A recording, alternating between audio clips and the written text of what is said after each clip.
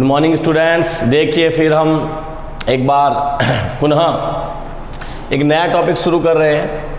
आपका अगला टॉपिक है जिसका नाम है कंजक्शन, उसे कनेक्टिव्स भी कहते हैं। अब इसका मतलब क्या है? कनेक्टिव्स का मतलब होता है दो चीज़ों को आपस में जोड़ना है, ठीक है।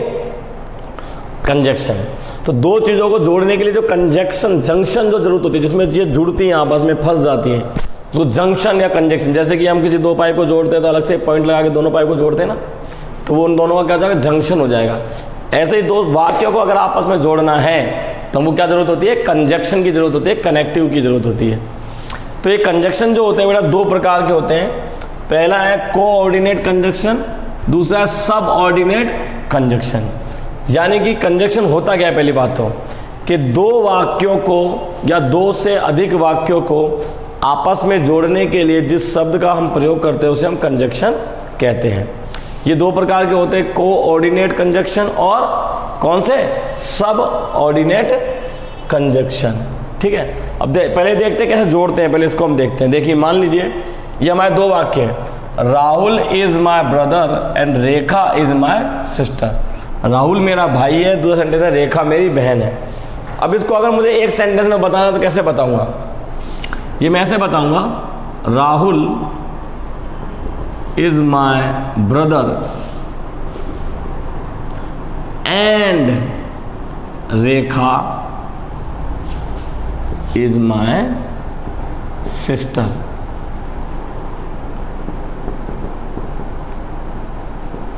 ठीक है। देखिए ये दो सेंटेंस थे, इन दो सेंटेंसों को बना के मैंने क्या बना दिया? एक सेंटेंस बना दिया। और ये ध्यान रखना, ये जो कंजक्शन है यहां पे अपना,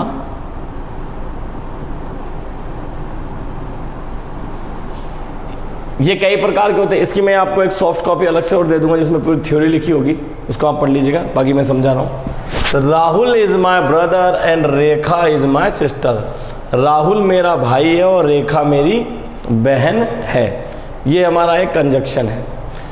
इसने क्या किया? इन दो वाक्य जो अलग अलग थे, देखो इसका एक सब्जेक्ट है, एक हेल्पिंग वर्ब है और ऑब्जेक्ट है।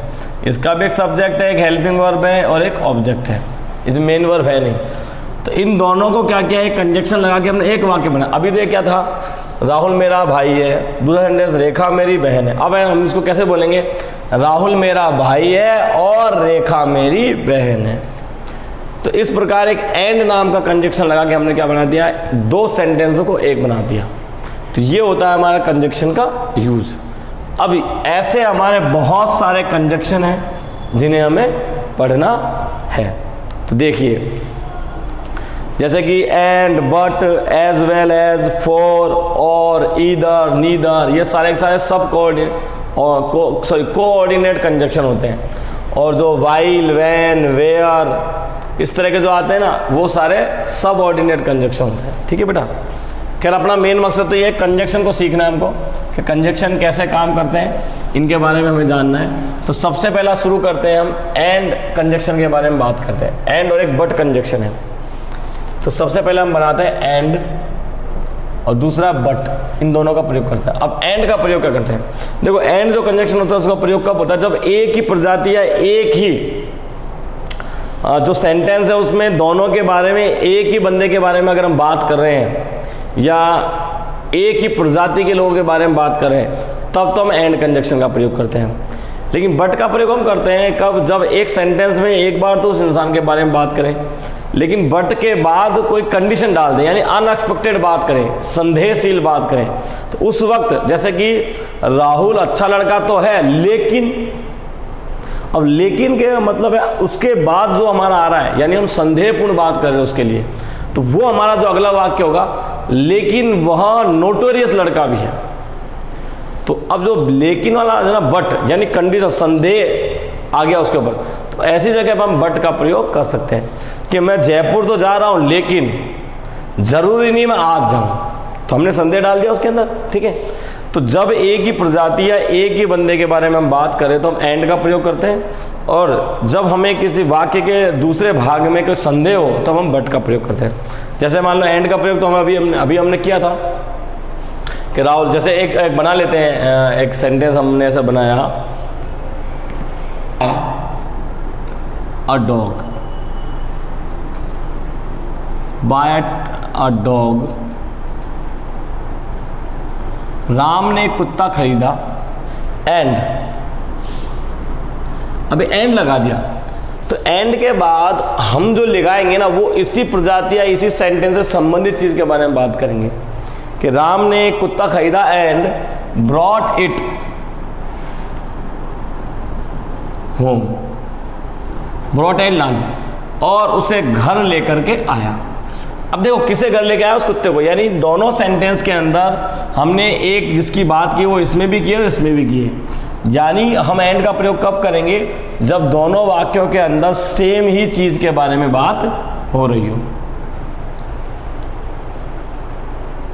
ठीक है, तो Ram buy a dog, Ram ने कुत्ता खरीदा एंड ब्रॉट इट होम, और उसे घर लेके आया। तो ये हमारा सेंटेंस हो गया। ठीक है, अब अगला सेंटेंस देखते हैं हम। इस तरह से बहुत से बना सकते हो, जैसे कि राम ने एक पेन खरीदा एंड ब्रॉट इट होम, और उसे घर लेके आया। ऐसा भी हम सेंटेंस बना सकते हैं। जैसे एक और बनाया, Rahul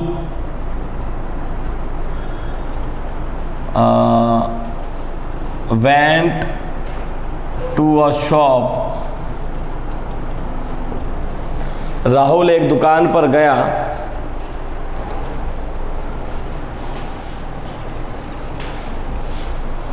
Rahul went to a shop and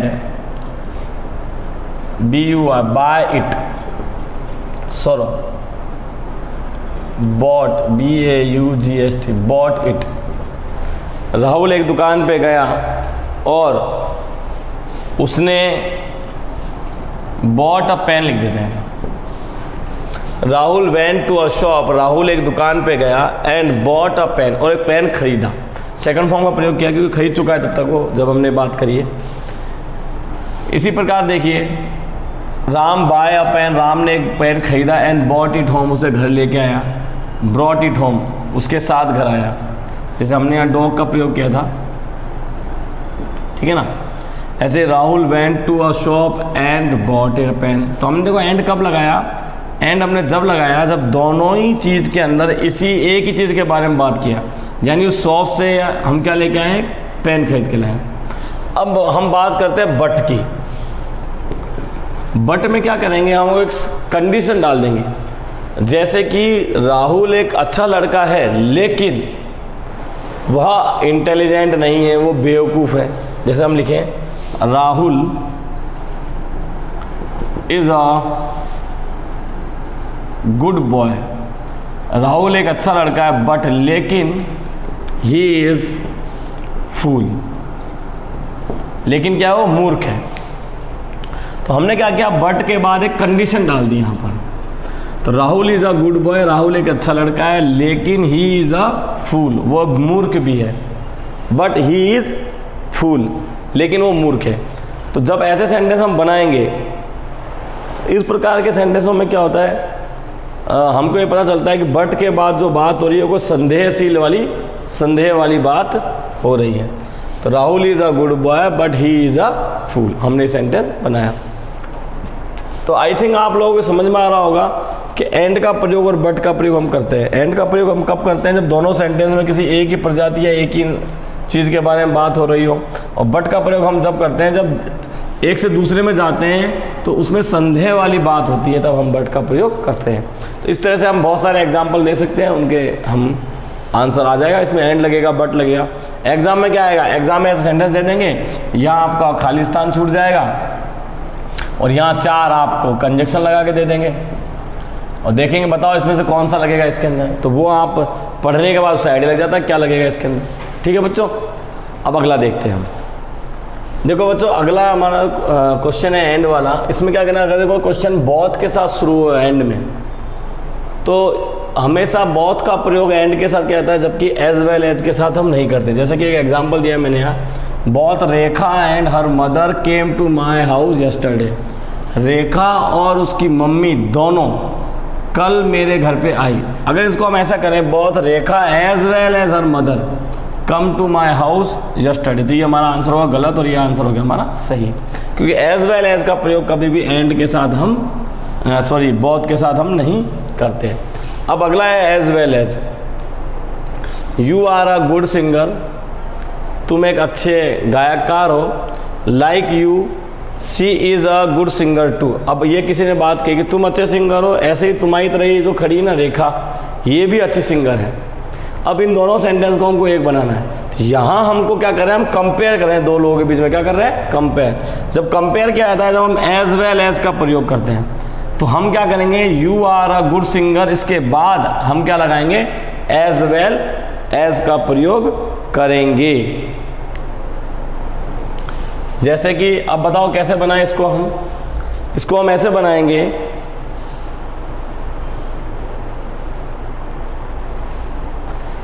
जैसे कि you are a good singer, like you she is a good singer, कहेंगे she as well as you is a good singer. She यानी वो जो लड़की जिसकी बात कर रहे हैं, एज वेल एज यू तुम्हारी तरह इज अ गुड सिंगर, वो भी क्या है, तो टू लगाने की हमको जरूरत नहीं है, भी जिसका मतलब होता है यहाँ पर। दो सेंटेंस है, you are a good singer, like you she is a good singer. तो हमने क्या किया, she as well as you, यहाँ वह तुम्हारी तरह इज अ गुड सिंगर, क्या एक अच्छी गायक कलाकार है। तो हमने क्या किया, एक सब्जेक्ट लगाया, एज वेल एज कंपेयर करके दो सेंटेंस एज इट इज लिख दिया। तो हमने क्या लिखा, she as well as you is a good singer, वह तुम्हारी तरह क्या एक अच्छी गायक कलाकार है। यानी जब कंपेयर करना हो दो लोगों के बीच में, तब हम एज वेल एज का प्रयोग करते हैं। अब अगला सेंटेंस देखिए, अगला जो हमारा कंजक्शन है वो और है। अब और कंजक्शन में हम क्या करते हैं, देखिए इसमें क्या करेंगे, कोई भी दो चीज़ें हैं, दो सेंटेंस हैं, उनमें अथवा का या का भाव, यानी या तो हमको ये करना चाहिए या ये करना चाहिए, इस भाव को व्यक्त करने के लिए या किसी एक विकल्प को चुनने के लिए हम ये चीज़ और का हम प्रयोग करते हैं। जैसे कि यू कैन, जैसे कि Mohan, you can take a pen और रजिस्टर, कॉपी लिख दो, रजिस्टर लिख देते हैं, चलो कॉपी कर लेते हैं। टेक अ पेन, चलो कुछ और लिखते हैं अच्छा सा, Mohan you can take a pen और रजिस्टर और अ कॉपी, चलो कॉपी कर लेते हैं। Mohan you can take a pen, या तुम एक पेन ले सकते हो या एक कॉपी, यानी हमने उसके सामने कंडीशन रख दी, या तो ये काम कर सकते हो या फिर ये वाला काम। तो ये हो गया हमारा और। अब ऐसे ही एक शब्द होता है, कंजक्शन होता है हमारा सो कंजक्शन का प्रयोग हम कब करते हैं, इसलिए या जो होता है ना जिसके कारण, इसके लिए हम इसका हिंदी अर्थ जो होता है जिससे कि या जिसकी वजह, जिससे कि या जिस वजह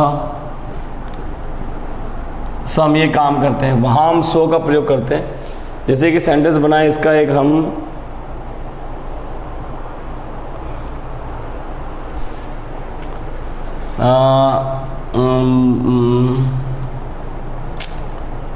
mister R K Sharma is a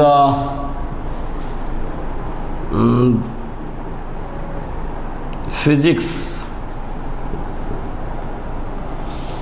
teacher, mister R K Sharma is a physics teacher, mister R K Sharma क्या है, फिजिक्स टीचर है। सो स्टूडेंट्स ऑलवेज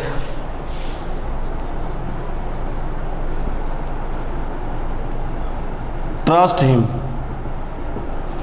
इसलिए विद्यार्थी या जिसकी वजह से विद्यार्थी इन पर विश्वास करते हैं। यानी जो फिजिक्स के बारे में जो कोई भी बात वो बताते हैं, वो फिजिक्स के टीचर हैं, इसलिए उनके द्वारा कही गई बातों पे विद्यार्थी क्या करते हैं, विश्वास करते हैं। इसलिए हमने क्या किया, सो कंजक्शन का प्रयोग कर लिया।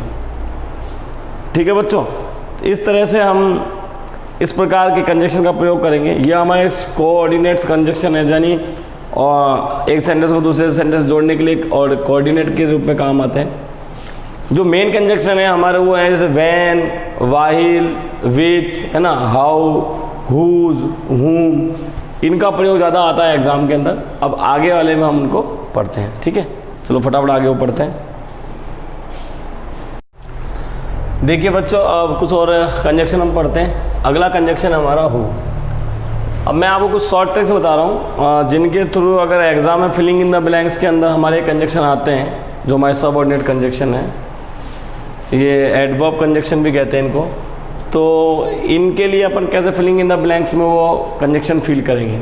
देखिए, यदि आपके रिक्त स्थान से पहले कोई सब्जेक्ट हो, रिक्त स्थान के बाद कोई वर्ब हो, तो आपका हमेशा कौन सा कंजक्शन आएगा, हु आएगा। जैसे देखिए, द गर्ल ये एक सब्जेक्ट है, इज ये एक वर्ब है, standing there is my sister, वह लड़की जो वहाँ खड़ी है, ये इसका मतलब होता है जो, हु, तो यहाँ आएगा who. The girl who is standing there is my sister, लड़की जो वहाँ खड़ी है वह मेरी बहन है, ऐसा इसकी हिंदी अर्थ होगा। ठीक है, अगला देखिए, आई नो मिस्टर पी के वर्मा टीचेज यू इंग्लिश, मैं मिस्टर पी के वर्मा को जानता हूँ जो तुमको इंग्लिश पढ़ाता है, ये पढ़ाते हैं। तो ये सब्जेक्ट हो गया, इसके बाद ये वर्ब हो गई, तो यहाँ आ जाएगा हु। आई थिंक ये आपको अच्छा लग रहा होगा, शॉर्ट ट्रिक है, तरीका है, फटाक से आपका क्वेश्चन। अगर आपको इंग्लिश नहीं भी आती ना तो फटाक से इंग्लिश कर सकते हो। कैसे कि रिक्त स्थान से पहले कोई सब्जेक्ट हो, रिक्त स्थान के बाद कोई वर्ब हो। अगला देखिए, हुम। इसमें क्या है, रिक्त स्थान से पहले कोई सब्जेक्ट हो, रिक्त स्थान के बाद कोई सब्जेक्ट, उसके बाद वर्ब हो। यहाँ तो एक सब्जेक्ट फिर वर्ब था, यहाँ सब्जेक्ट फिर सब्जेक्ट और फिर वर्ब। देखिए, द मैन एक सब्जेक्ट है, आई फिर एक सब्जेक्ट है और हेल्प फिर एक वर्ब है। यानी कि सब्जेक्ट फिर एक स्थान के बाद सब्जेक्ट फिर एक वर्ब, तो उसमें क्या भरेंगे हम, हुम। हुम यानी किसको, किसका, है ना। तो देखो, द मैन हुम आई हेल्प्ड वाज इन ट्रबल, आदमी जो या जिसकी मैंने मदद की थी वो क्या है, मुसीबत में है। अगला, द बॉय सब्जेक्ट हो गया, ही वापस सब्जेक्ट और गेव क्या है, वर्ब। फिर देखो यहाँ सब्जेक्ट है, यहाँ वर्ब है, और ये सॉरी यहाँ सब्जेक्ट है, फिर यहाँ वर्ब है, फिर वापस यहाँ होम आ जाएगा। ऐसे में क्वेश्चंस के आपको एक शीट भी दे दूंगा, तो आपको ये भी एक तरीका है, कुछ शॉर्ट ट्रिक्स हैं जिसके थ्रू आप सीधा आंसर फील कर सकते हो। चलो आप फटाफट अब दूसरे करते हैं अपन। ये हो गया हु, सॉरी हुज। हुज यानी जिसका, जिसकी, जिसको, इसका मतलब होता है। अब हुज का आंसर ऐसा आएगा हमारा, रिक्त स्थान से पहले कोई सब्जेक्ट हो और रिक्त स्थान के बाद में कोई आपकी वस्तु हो, कोई भी थिंक,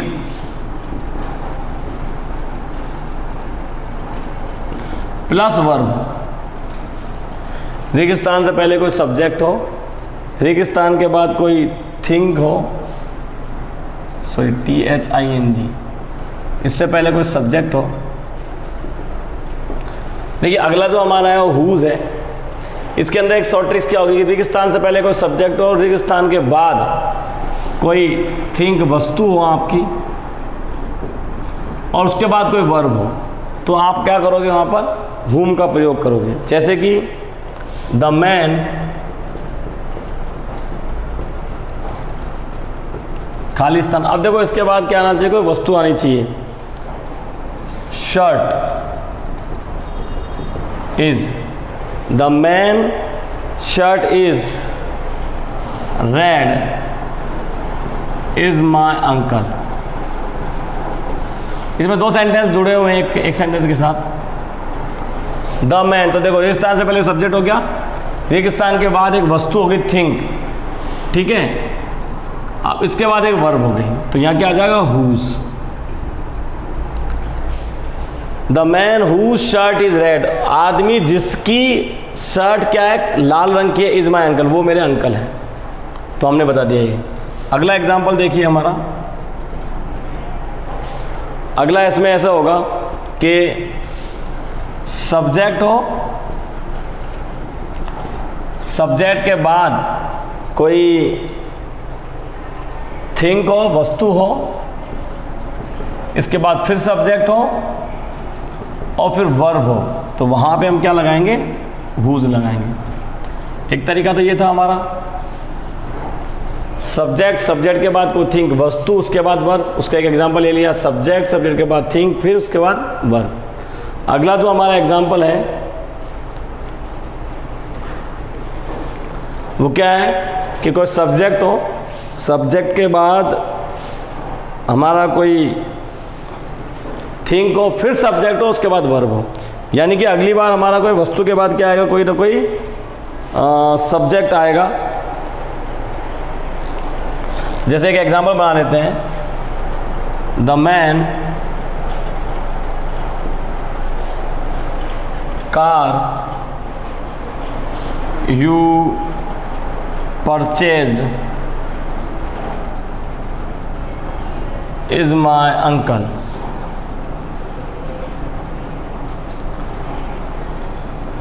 देखो, रेगिस्तान से पहले एक सब्जेक्ट, रेगिस्तान के बाद एक थिंक, फिर सब्जेक्ट और उसके बाद verb.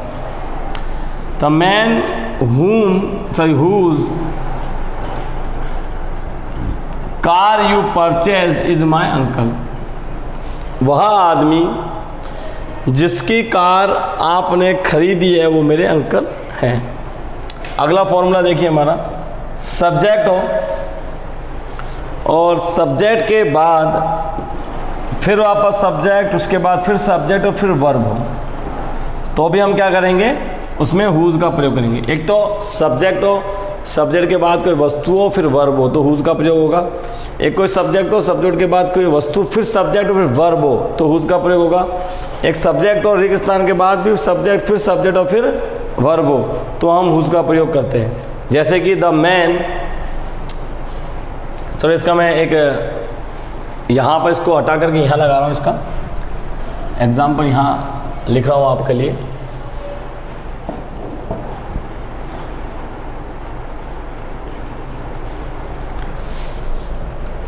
The man son you taught is my neighbour. The man son you taught is my neighbour. तो देखो, सब्जेक्ट है, सब्जेक्ट के बाद फिर एक सब्जेक्ट, रेगिस्तान के बाद फिर एक सब्जेक्ट, उसके बाद वर्ब है, तो क्या आएगा, whose. The man whose son you taught, वह आदमी जिसके बेटे को आप पढ़ाते हो, इज माई नेबर, वो मेरा क्या है, पड़ोसी है।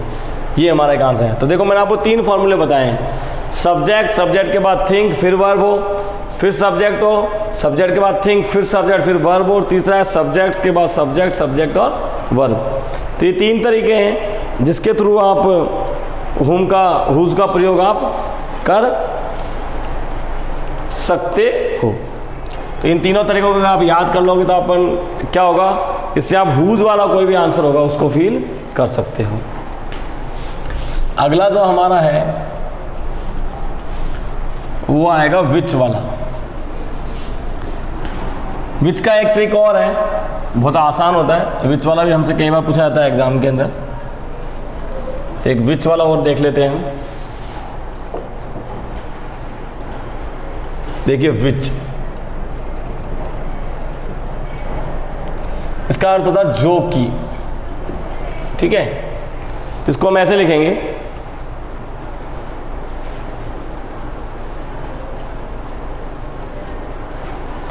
कि रेगिस्तान से पहले कोई निर्जीव चीज हो,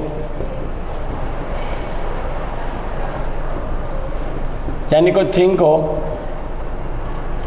या फिर कोई जानवर यानी एनिमल,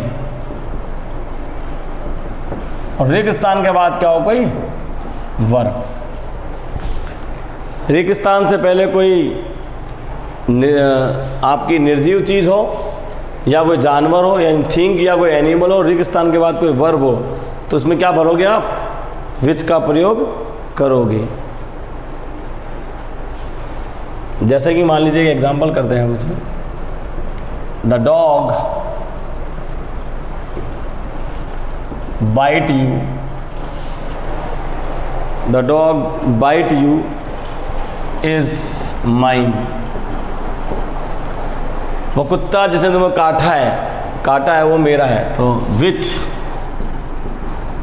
द डॉग क्या है अपना, कोई एनिमल है यहाँ पर, और रिक्त स्थान के बाद क्या हमारी वर्ब है। तो देखो हमने किसका प्रयोग किया है, या तो कोई वस्तु हो या कोई जानवर हो तो हम विच का प्रयोग करते हैं। डॉग विच बाइट यू, जिसने तुमको काटा है, इज माइन, वो मेरा है। अब जैसे कोई थिंक के लिए काम करें तो the book which Rahul gave you is mine. ठीक है, विच,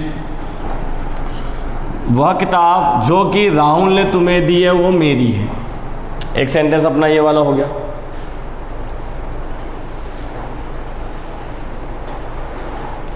एक इसके अंदर हमें नोट है, इंपॉर्टेंट क्वेश्चन है, हम डाल सकते हैं कि यदि रिक्त स्थान से पहले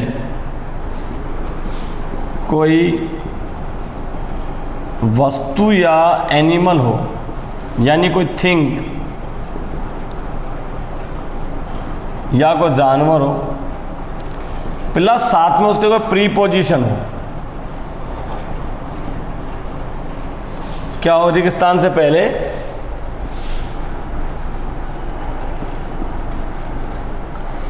यदि रिक्त स्थान से पहले कोई थिंग और एनिमल प्लस प्रीपोजिशन हो तो वहाँ 100% विच का ही प्रयोग होगा।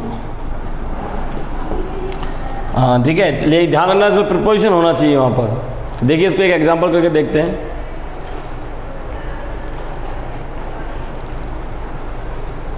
जैसे कि एग्जांपल के रूप में the post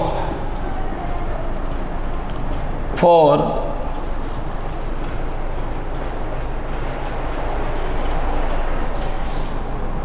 I was selected is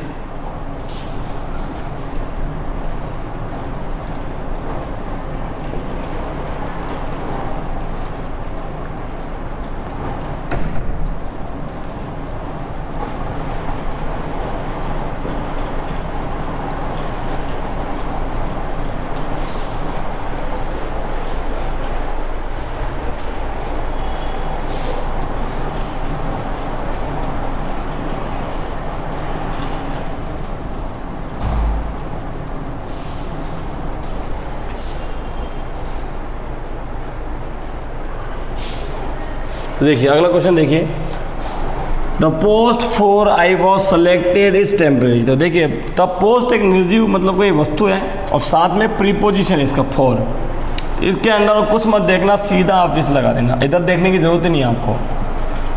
अगर रिक्त स्थान से पहले आपको कोई थिंग उसके साथ कोई प्रीपोजिशन नजर आ जाए तो आपको क्या करना पड़ेगा, उसमें विच फिल करना पड़ेगा। उसके अलावा आगे जाके पढ़ने की आपको बिल्कुल भी ज़रूरत नहीं है। जैसे ये देखा, ये तो थिंक है, पोस्ट मतलब किसी का नाम है, प्लस इसके अंदर प्रीपोजिशन है, सीधा ही क्या कर दो, विच फिल कर दो। देखिए बच्चों इस तरह से आप और भी बहुत सारे क्वेश्चंस हम करेंगे, आगे कंजक्शन पढ़ेंगे। अभी इस वीडियो में यहीं तक मैं आपको पढ़ाता हूँ। तो हमने आज काफ़ी सारे कंजक्शन पढ़े, एंड पढ़ा, और पढ़ा, बट पढ़ा, एज वेल एज पढ़ा हमने, है ना, सबऑर्डिनेट कंजक्शन। उसके बाद हमने ऑर्डिनेट कोऑर्डिनेट कंजक्शन, फिर सबऑर्डिनेट पढ़े, जिसमें विच पढ़ा, हु पढ़ा, हुज पढ़ा, है ना, हुम पढ़ा, ये 4 पढ़े। अब इनकी आप प्रैक्टिस कीजिएगा घर पे, है ना, जो भी कोई क्वेश्चन सीट आपके पास हो, फिर मैं आपको क्वेश्चन और बना के दूंगा।